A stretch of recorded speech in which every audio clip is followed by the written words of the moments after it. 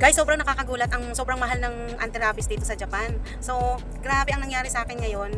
Before ako nag-flight, August 1, nakagat ako ng aso, and then nagpaturok ako ng tanghali. Nakagat ako ng 8 o'clock, and then mga 11 o'clock nagpaturok ako ng anti-rabies sa Pilipinas. So, next day, flight ko, kaya hindi na ako naturukan ng pangalawa, pangatlo, pang-apat, pang-lima. So, ang ginawa ko pagdating ko dito sa Japan, nagpunta kaagad ako sa ospital, sa emergency room. Tapos, pinabalik ako ng Monday. So, tinurukan ako ng Monday. And then after nun, bumalik daw ako ng Friday. So, ngayon na nga, bumalik ako nung Friday. Pero, yun daw palang itinurok sa akin ay hindi talaga anti-rabies. So, ang ginawa nila, bumili pa sila kumuha pa sila sa ibang bansa ng gamot para yung match na itinurok sa akin. So, ngayon, tinanong ako kung anong gagawin ko, kung mula umpisa or mga 3 beses na lang. So, ang ginawa ko na lang, inumpisahan ko na lang ulit. Welcome to my YouTube channel, Liz19 Vlog. Simpleng Buhay, Province, Japan. Please like, share, and subscribe. Ito na po ako sa bahay ngayon, and then wala daw pong magtuturok, so bali pinababalik ako bukas ng umaga. And then dadalhin ko lang itong mga pinilapan ko at itong galing sa Pilipinas na papel para tingnan nila kung ilang ilang turok ang gagawin sa akin. So bukas na lang po. Okay, bye.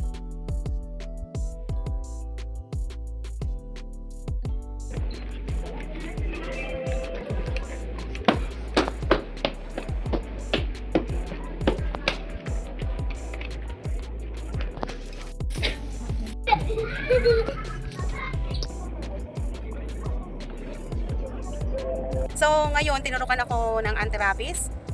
First day, ito ang ating schedule. Bali, 5 days daw akong tuturukan. So, hanggang sa 1 buwan pa ako magpapaturok. Ang nangyari po ngayon, first time akong naturukan ngayon ng anti-rabies. Tapos, ayun, after ng turok, 30 minutes, maghihintay ka kung anong mangyayari sa katawan mo, kung sasama yung pakiramdam mo. Sabi ng doktor, wag na muna akong umuwi. Naghintay ako ng 30 minutes. Ngayon, habang naghihintay ako, kailangan ko ng bayaran, pumunta na ako ng counter. So, pagka bigay ko nung papel ko, ayan na nga, lumabas na ang babayaran ko. Sobrang mahal, para ako nanghihimatay, grabe, sobrang mahal. So, bali, titingnan natin kung magkano ang magagastos ko sa pangalawa, pangatlo, pang-apat, pang-lima yata. Hindi ko alam kung anong schedule ko pa. Mamaya ako malalaman pagdating ko sa bahay.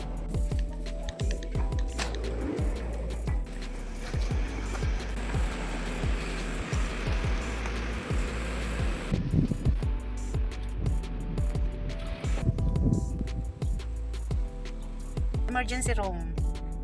Pangalawang na ba tayo? Pangalawang turok. Nag-start ako ulit ng unang turok, tapos ngayon ang pangalawa. Start ako ng Friday, tapos ngayon ay Monday. Dito tayo papasok.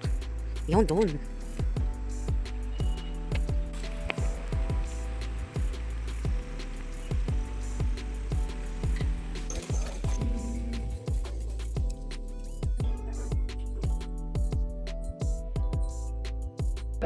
Guys, may dalawa pa daw na nauna sa akin, kaya medyo matatagalan pa ako.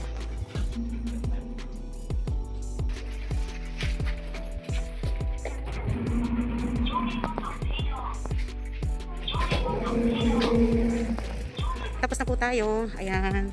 So, yan ang ating tinurukan. Medyo masakit, pero hindi ko alam kung lalagnatin ako mamaya. So, going to work na muna. So, pag sumama ang pakiramdam ko mamaya, uwi na lang ng maaga. Kailangan mag-work, work. Holiday pero may pasok. Madali lang yung turok, parang inano lang eh. Parang dinikit lang dun sa balat ko. Shunk, tapos na. Nakaloka. Teka, medyo nagdudugo ng konti.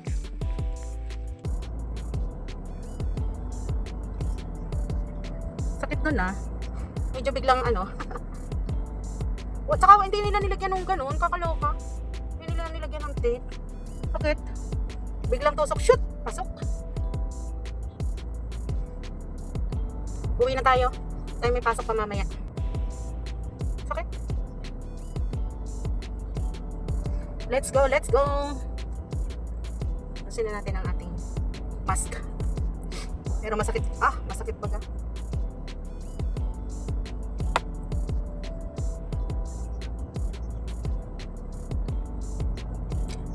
Masakit. So, okay na siguro yun.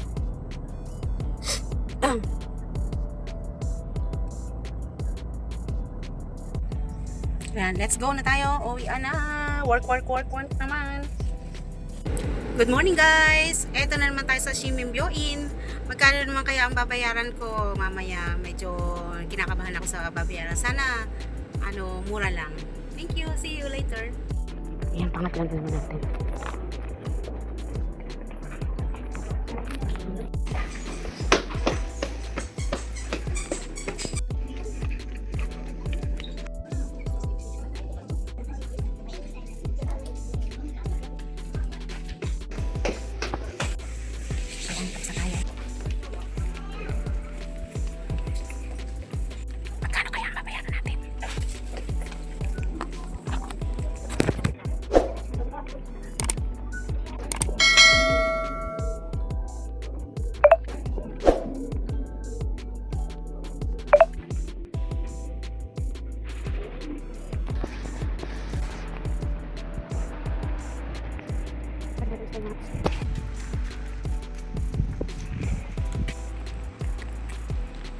Ayan, natapos na tayo. Ito, grabe guys, nakakaloka ang bayaran talaga. Kada punta mo siguro ganun ang bayaran. Ang binayaran ko ulit ngayon is, ayan po, oh. Ayan to, 12,960. Ayun, nabasa ko rin. Chimani Senkyu Hako Rokujuyen. Ayan po ang binabayaran. Siguro kada punta ko yun ang babayaran ko. So, bali wala pong hoken or insurance ang kagat ng aso. Kanina po, pagpasok ko doon, namamagana yung ganito ko, siguro nakailang turok na. Kaya hindi na po niya ako tinurukan sa balikat o sa baraso.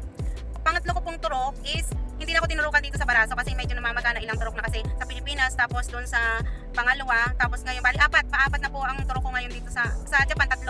Kaya medyo mamagana po yung baraso ko. So bali sa may pigi na lang nila tinurok yung aking yung ituturok nila.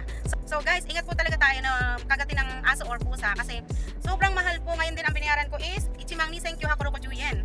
Ayan po, bali dalawa ulit siya, oh. 12,960 yen.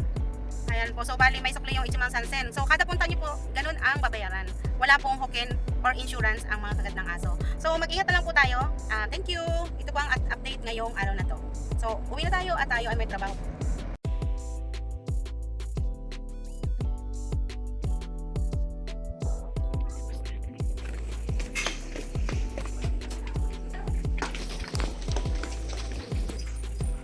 Tapos na naman tayo.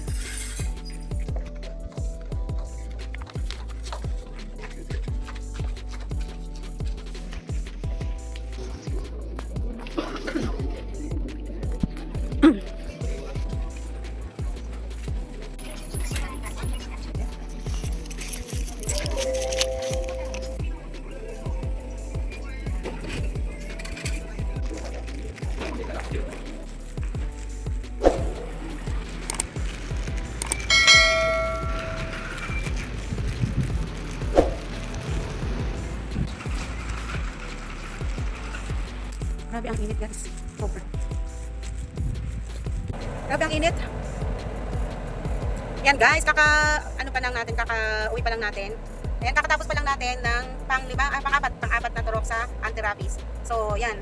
Ganun din yung binayaran ko. Ichimang ni Senkyu Hakurokuju yen. 12,960 yen. Yan guys. Siguro hanggang 5 turok, pares din ang babayaran. So, update natin. Ang pinaka-last na turok ko. Ayan, September 5, pang last daw po. Bali, 2 weeks. 2 weeks ang last na turok. So, see you! はい、ちょっとこうやったわこの通りに入れますね。はい、そしたらね、顔認証でいい？ごめんなさい。そう、ここ押す。押すよ。はい。OK です。はい。私もよくわからないんですけど、同意する。わからんけどね、それなんですかね。お薬。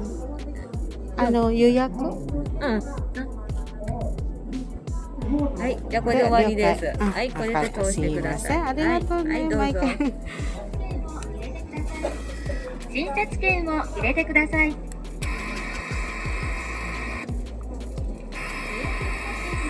診察券を入れてください。予約になっています。よろしければ確認に触れてください。大丈夫ね。は診察券と受付表をお取りください。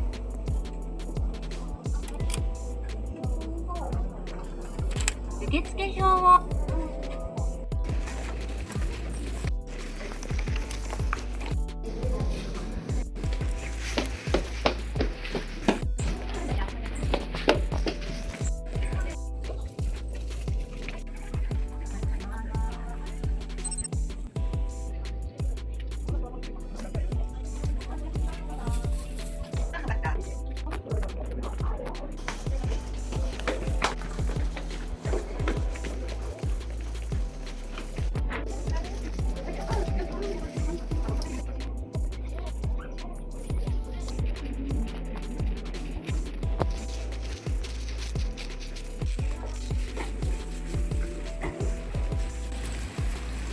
So ayan guys, katatapos lang natin ng pagpapaturok ng pang-5 turok po. So grabe nakakatakot. Bali ingat-ingat po talaga kasi pagdating nyo dito sa Japan, walang parehas na gamot ng sa Pilipinas. So sinasabi ng mga doktor dito sa Japan na iba daw po ang kagat ng aso sa ibang bansa. So kumuha pa sila ng gamot para iturok sa akin. So ngayon tapos na po pang 5 turok na sa akin. So bali sobrang mahal po ng binayaran ko. Titingnan ko kung magkano lahat ang mga binayaran ko. Yung pinakang last po, grabe sobrang mahal talaga siya. Yung pong 4 na turok is kung hindi ako nagkakamali, Ichimang Nisen Gyuhako Rokojuyen. 12,960 yen. Ngayon po yung pinakang last na turok is Ichimang Sansen Ihako na Juyen, 13,270 yen. So mamaya po pagdating sa bahay, titingnan ko kung magkano lahat ang mga binayaran ko dito sa Japan. So see you later. Uwi muna po ako at may work na. So nakalimutan ko po pala na pwede po palang turukan tayo in case na antag dito. Guys, in case na makagat po tayo ng aso or pusa, pwede po siyang turukan sa pigi. Pigi ba ang tawag doon? Dito po, yung una po kasi dito ako tinurukan sa dalawang hindi ako makapagtrabaho, sobrang bigat ng aking tag dito, balikat, lahat masakit as in. So yung pong sabi nung doktor kung okay lang po na kung okay lang sa akin nasa medyo pigi ang tawag doon. Doon ako tuturukan. So 3 beses po akong tinurukan sa pigi. Sobrang okay naman po, pwede ako magtrabaho. Kaya lang 2 days akong parang walang gana, nalalambot, ganun po ang naramdaman ko. So guys, ingat-ingat na lang po tayo. Bye, see you later. Tingnan ko po kung magkano ang mga binayaran ko. Bye. Let's go. Uwi na tayo. Sana okay, sana wala akong rabies. Okay guys, tingnan na po natin kung magkano ang lahat ng binayaran ko. Una is 210 sa card po yan. Kumuha na rin ako ng card para hindi na ako antag dito, punta-punta ng counter. So, yan po ang pangalawa, 2,690 nung pumunta po ako sa emergency room, sa QQ. And then, ito po yung pangalawa, 2,240. And then ito po, nung una kong punta doon na hindi daw pala yun ang anti-rabies na gamot. So, bali kumuha sila ng gamot sa ibang bansa. So, nag-umpisa ulit po ako sa umpisa, sa number 1. Kaya, yung una ko pong binayaran, Ichimang Nisen Gyuhako Rokojuyen. Yan po, wala pong insurance ang kagat ng aso. Yan, pangalawa, ganun din po, Ichimang Nisen Gyuhako Rokojuyen. And then, pangatlo, parehas din po. And then, pang-apat, ganyan din, Ichimang Nisen Gyuhako Rokojuyen, 12,960. And then, last, pinakamahal po, Ichimang Sansen Ihako na Juyen. So, yan po ang kabuuan. So, nung sa Pilipinas po is nagbayad rin ako ng nagbayad ang kapatid ko ng 2,500. So, tingnan natin kung magkano lahat ang kabuuan niyan. Yan, sobrang mahal po, grabe. Nakakaloka. Kaya, ingat-ingat po tayo.